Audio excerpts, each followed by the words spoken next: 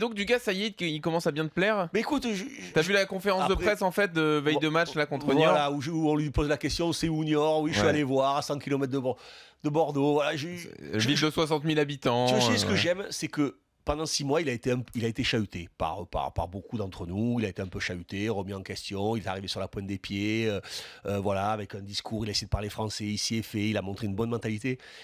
Et je trouve qu'il montre pas d'arrogance, tu vois. Il aurait pu dire, regardez ce que j'ai fait après Marseille et Barcelone, machin, tout ça. Il pourrait se la raconter un peu. J'en connais un bon paquet qui serait arrivé avec ce que vous m'avez mis, l'odeur du sang, le machin, les conneries comme ça. Je le trouve serein, je le trouve apaisé. Je le trouve pas en guerre perpétuelle contre ceux qui ont pu avoir des doutes sur lui. Mais je pense que lui aussi, il en a eu des doutes sur lui, parce que même lui, il a pas dû arriver en se disant, j'arrive à Paris, je suis le plus grand, le plus fort, le plus beau. Lui aussi, il a des doutes. Les entraîneurs aussi ont des doutes. Les plus grands joueurs ont des doutes à un moment ou à un autre. Ouais. Donc je trouve qu'il pourrait être revanchard, tu vois, en disant voilà, je vous prends un peu de haut, regardez maintenant où j'en suis, gonfler un peu le torse.